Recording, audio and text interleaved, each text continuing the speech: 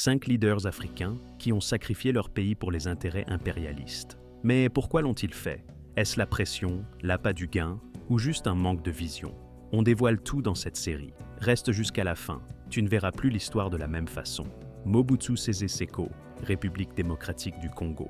Le Congo, terre de richesse, mais Mobutu Sese Seko, son leader, a vendu l'âme du pays. Soutenu par les USA pendant la guerre froide, il a détourné des milliards, laissant son peuple dans la pauvreté. Pourquoi? Les impérialistes le voulaient puissant, mais docile. Tu savais ça? Félix Houphouët-Boigny, Côte d'Ivoire. Premier président de la Côte d'Ivoire, Félix Houphouët-Boigny, le père de la nation, avait un secret. Il a maintenu son pays sous l'emprise de la France à travers la France-Afrique. Les bénéfices? Une poignée pour lui et ses alliés. Et le peuple? Dépendant des ex-colonisateurs. Quel héritage vraiment? Blaise Compaoré, Burkina Faso. En 1987, Blaise Compaoré trahit et assassine Thomas Sankara, l'espoir panafricain. Pourquoi? Pour plaire aux puissances occidentales, qui voyaient Sankara comme une menace. Pendant 27 ans, Compaoré a gouverné, mais pour qui? Son peuple ou ses alliés étrangers? Jean Bédel Bokassa, Centrafrique. Jean Bédel Bokassa, autoproclamé empereur de Centrafrique. Soutenu par la France, il a pillé son propre pays pour ses luxes personnels. Mais pourquoi la France l'a-t-elle soutenu? Parce qu'il leur offrait l'uranium nécessaire pour leur puissance nucléaire. Qui en a payé le prix? Les Centrafricains.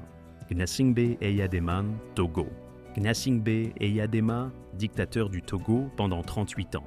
Soutenu par Paris pour sa loyauté aveugle envers les intérêts français. Son pays regorgeait de ressources comme le phosphate. Mais les Togolais n'en ont jamais vu la couleur. Tu savais que sa famille contrôle encore le pays? Ses leaders ont tous un point commun. Ils ont choisi la richesse personnelle plutôt que l'intérêt national. Mais pourquoi les impérialistes les soutiennent-ils encore? Parce qu'un leader corrompu est plus facile à contrôler qu'un leader intègre. C'est ça leur stratégie.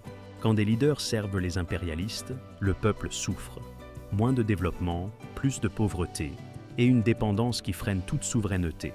Mais si on connaissait mieux ces histoires, peut-être qu'on éviterait les mêmes erreurs. Qu'en penses-tu?